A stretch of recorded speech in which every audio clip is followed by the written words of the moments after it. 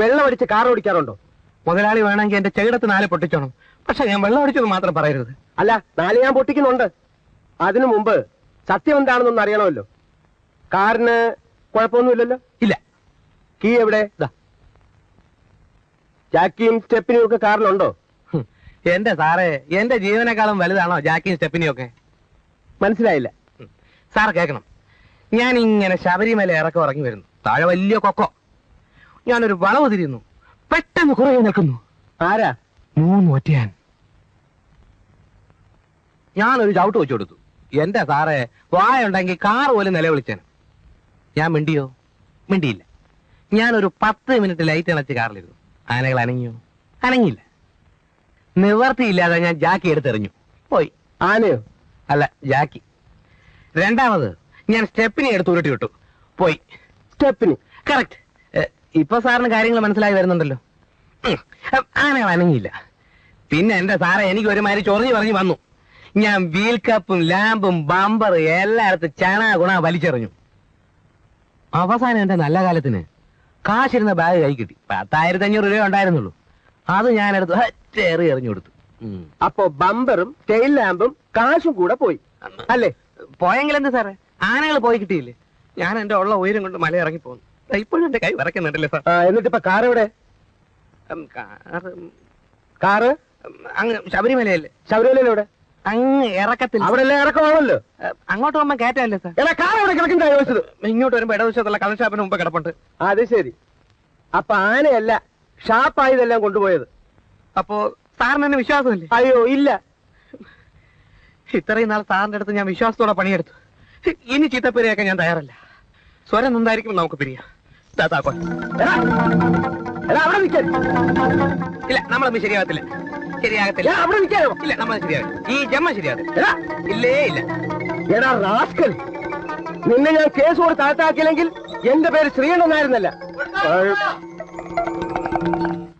Hello, advocate Ramakrishnan അല്ലേ? എനിക്ക് തന്നെ അത്യാവശ്യമായിട്ടൊന്ന് കാണണം.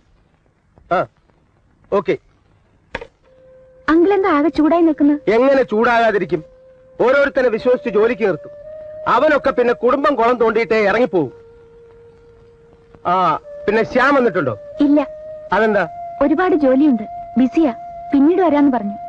നിന്നെ അവനെയും കൂടി ഇരുത്തി കല്യാണം ഫിക്സ് ചെയ്തിട്ട് ഉടനെ വിവരം അറിയിക്കണമെന്ന് നിന്റെ അച്ഛൻ പറഞ്ഞിരിക്കുക. പറഞ്ഞിട്ടിപ്പോ 1 മാസം കഴിഞ്ഞു. എന്ത് ചെയ്യാനാ? ഞാൻ വിളിച്ചാ വരണ്ടേ? ചേടാ, ഞാൻ അവനെ ഒന്ന് കണ്ടിട്ടുമില്ല. അല്ലെങ്കിൽ എവിടെ ഉണ്ടെങ്കിലും തപ്പിപ്പിടിച്ച് 2-1 തീരുമാനിച്ചേനെ. തീരെ നിവൃത്തിയില്ലാതെ വന്നാൽ മേജർ ശ്രീകണ്ഠൻ നായരുടെ തനി സ്വരൂപം കാണിക്കും. ഒന്നുമില്ലെങ്കിലും നിന്റെ ലോക്കൽ ഗാർഡിയൻ ആണെന്നുള്ള സ്വാതന്ത്ര്യമെങ്കിലും എനിക്കുണ്ടല്ലോ. അയ്യോ, അങ്കിൾ പട്ടാളം മുറിയൊന്നും എടുക്കണ്ട. പുള്ളിക്കാരനെ ഞാൻ പിടിച്ചോണ്ട് വരാം. ഒന്നുമില്ലെങ്കിലും എന്റെ മുറച്ചെറുക്കനല്ലേ? മുറച്ചെറുക്കനോടുള്ള എടാ, ഈ എയർ ഹോസ്റ്റസ് എന്ന് വെച്ചാലേ അവര് വളരെ ഫോർവേഡാ. ജീവിതത്തിൽ പകുതി സമയം ആകാശത്ത് കഴിയുന്നവർക്ക് ഭൂമിയിൽ തങ്ങളെ സ്നേഹിക്കാൻ ഒരാളുണ്ട് എന്ന് തോന്നിയ വലിയ ആശ്വാസം. തത്വം പറയാതെ കാര്യം നടക്കുമെന്ന് പറ. എന്താ നടക്കാത്തത്? എന്റെ ഒരു സുഹൃത്ത്, പണ്ട് ഞാൻ അവനെ 3 എയറോസ്മാരെ പരിചയപ്പെടുത്തി കൊടുത്തു. ആ 3 പേരെയും അവൻ കല്യാണം കഴിച്ചു. അവസാനം അവൻ മരിച്ചപ്പോ ചിതയുടെ അരികെ 3 പേരും വന്നു. അപ്പോഴാ അവര് പരസ്പരം അറിയുന്നത് ആ 3 പേരും അവന്റെ ഭാര്യമാരായിരുന്നു എന്ന്. ആ ചരിത്രം ഒന്ന് ആവർത്തിച്ചാലോ? അപ്പൊ ഉറപ്പാണോ? അത് 3 വരെ 4. ചേട്ടൻ ഒന്നുകൂടെ പടി.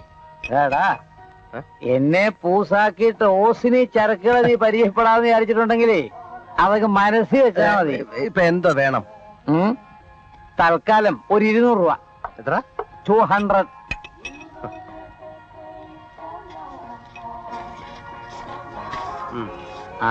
അപ്പോഴേ മണിമണി പോലത്തെ 3 എണ്ണത്തിനെ അങ്ങോട്ട് പരിചയപ്പെടുത്തരും. ബാക്കി നീ കൈകാര്യം ചെയ്യുമ്പോൾ ഇരിക്കും. ഞാൻ പറയും പോലെ ചെയ്താ മതി. കാലത്ത് വെള്ളം തലേന്ന് ഇറങ്ങും ബബ്ബാന്ന് പറയരുത്. അത് ഞാൻ ന്യൂസ് മോളോട് പറ. ശ്രീകണ്ഠൻ നായരല്ലേ? ശ്രീകണ്ഠേശ്വരം ഒന്നും അല്ലല്ലോ. പോവാൻ പറയണ്ണ. എന്താ പിരിച്ചുവിട്ട കാര്യം? അസൂയ അണ്ണ, അസൂയ. ഞാൻ ഒരു നായരായി പോയില്ലേ. ഒരു നായർക്ക് വേറൊരു നായർ നന്നാവുന്ന കണ്ടാ സഹിക്കുവോ? അത്രയൊക്കെ ഉള്ള എന്നാ കാര്യം അസൂയ കൂട്ടങ്ങൾ. കുട്ടപ്പന് മോട്ടോർ പണി അറിയാവുന്നിടത്തോളം കാലം എവനൊന്നും കുട്ടപ്പന ഒരു പുല്ലും ചെയ്യൂല. അടുത്ത വീട്ടിൽ അപ്പോയിന്റ്മെന്റ് ആർഡറുമായിട്ട് ആൾ വന്നില്ല അണ്ണ. എവിടുന്ന്? കാർ വർഷാപ്പിൽ നിന്ന്. അപ്പൊ നീ ഇപ്പൊ വർഷാപ്പില? പിന്നെ അതല്ലേ അണ്ണൻ കാറിന്റെ പ്രശ്നം പറഞ്ഞപ്പോ ഞാൻ കയറി ഏറ്റത്. അണ്ണൻ ധൈര്യമായിട്ട് പോണം. അണ്ണന് പെമ്പിള്ളേരെ കയറ്റാൻ ഇഷ്ടം പോലെ കാറ് ഞാൻ കൊണ്ടുവരൂല്ലേ. പിന്നെ ചിക്കില് കറക്റ്റ് ആയിട്ട് ഇങ്ങ് പോരണം. രൊക്കം ഏർപ്പാടേ ഉള്ളൂ, കടമില്ല. നീ കാറേറ്റോ? ആ. എന്നാ കാശ് ഞാൻ ഏറ്റു. പിന്നെ ഒരു കാര്യം, ഇതുപോലത്തെ ആക്രി വണ്ടി ഒന്നും കൊണ്ടുവരരുത്. അയ്യോ അണ്ണ, ബെൻസ്, ടയാട്ട, ഇമ്പാല ഒക്കെ കൊണ്ട് ഇറക്കൂല്ലേ? കഴിഞ്ഞ 1 വർഷക്കാലമായി എലീനയുടെ ഫ്ലൈറ്റ് ഇവിടെ ലാൻഡ് ചെയ്യുമ്പോ ഒരു ചെറുപ്പക്കാരൻ എലീനയെ കാത്തു നിൽക്കുന്നുണ്ടായിരുന്നു. ഒരു നോക്ക് കാണാൻ, ഒന്ന് കാണാൻ മാത്രം. അത്രമാത്രം എലീന അയാളുടെ മനസ്സിൽ പതിഞ്ഞുപോയി. അയാളുടെ ഒരു ആത്മസുഹൃത്തെന്ന നിലയ്ക്ക് ഇക്കാര്യം പറയാൻ വേണ്ടി മാത്രമാണ് എലീനയെ ഞാനിവിടെ വിളിച്ചു വരുത്തിയത്. ഞാൻ അറിയാതെ എന്നെ അത്രയധികം സ്നേഹിക്കുന്ന മനുഷ്യൻ ആരാണ്? എനിക്കൊന്ന് കാണാൻ പറ്റുമോ? Just A minute. ശ്യാം,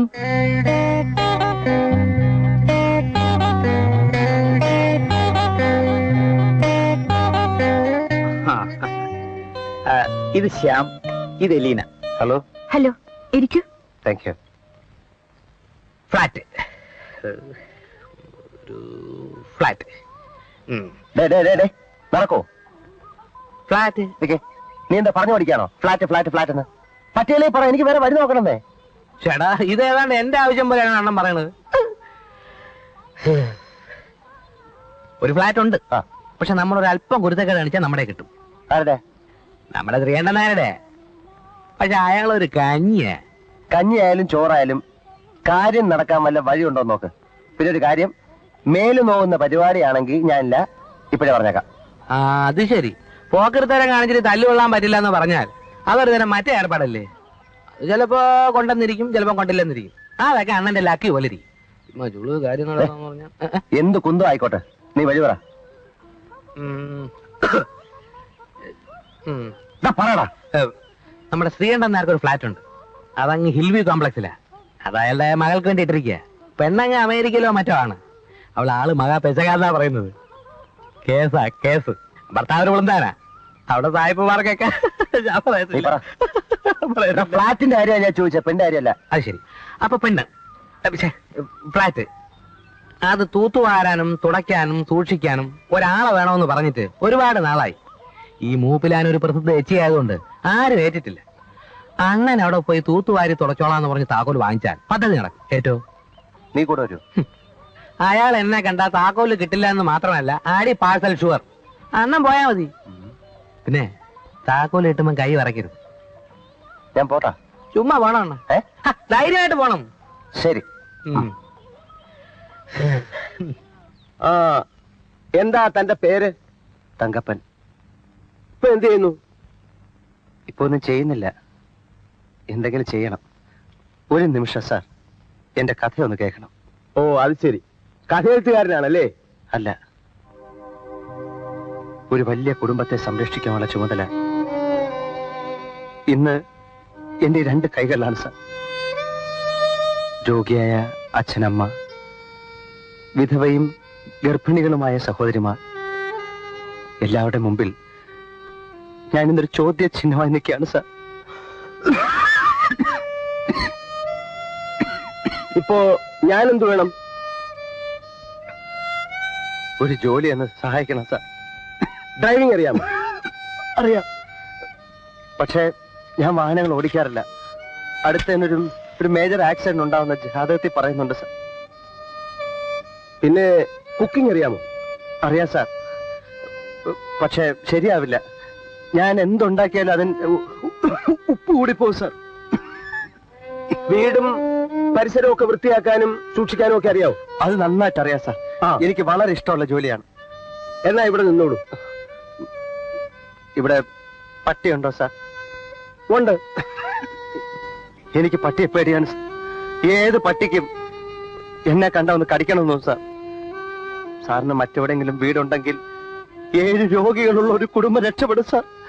എന്നെ സഹായിക്കണം സാർ. എനിക്ക് ഹിൽവ്യൂ കോംപ്ലക്സിൽ ഒരു ഫ്ലാറ്റ് ഉണ്ട്. അത് തൂക്കാനും തുടയ്ക്കാനും വൃത്തിയാക്കാനും ഒരാളെ അന്വേഷിച്ചുകൊണ്ടിരിക്കുകയായിരുന്നു.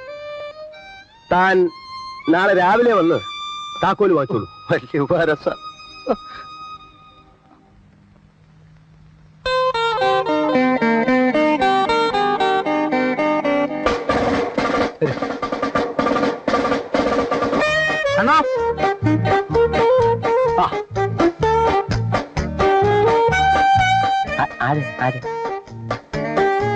അണ്ണാ ഇതാണ് ഞാൻ പറഞ്ഞ പാർട്ടി. മിസ്സിസ് ഡിക്ക്, ഡിക്കമ്മായി എന്ന് എല്ലാരും വിളിക്കും. ഇതാണ് ശ്യാം. കാര്യങ്ങളൊക്കെ നീ പറഞ്ഞിട്ടുണ്ടല്ലോ. ഓ പിന്നെ കൊള്ളാം. കാര്യങ്ങളൊക്കെ നീയും പറഞ്ഞിട്ടുണ്ടല്ലോ. മിക്സി വേണം, എന്നെ കൊണ്ട് അരയ്ക്കാനും പിടിക്കാനും വയ്യ. ഗ്രൈൻഡിങ് മെഷീൻ വേണം, എന്നെ കൊണ്ട് ആട്ടാൻ പറ്റില്ല. കുക്കിംഗ് റേഞ്ച് വേണം, എന്നെ കൊണ്ട് തീ എത്തിയാനൊന്നും വയ്യ. പിന്നെ മാർക്കറ്റിൽ ഞാൻ തന്നെ പോവും. ദാരിദ്ര്യ കണക്കൊന്നും ചോദിക്കരുത്. ആ പിന്നെ എന്നെ കൊണ്ട് താഴെ കിടക്കാൻ പറ്റില്ല. അവിടെ ബെഡ്. ഇതെല്ലാം ഇപ്പൊ ജോലിക്ക് വരുന്നവരുടെ മിനിമം ആവശ്യങ്ങളാണല്ലോ. അത് ന്യായം. പക്ഷേ അല്ല, ഞങ്ങൾ ഈ ചെറുപ്പക്കാർ ചില കുശലത്തരങ്ങളൊക്കെ കാണിക്കും.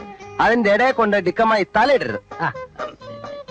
1-ാം തീയതി കറക്റ്റായിട്ട് ശമ്പളം തരണം. എന്നിട്ട് എന്ത് കുരുത്തക്കേട് വേണമെങ്കിലും നിങ്ങൾ കാണിച്ചോ. I don't mind. Very good. So you are appointed.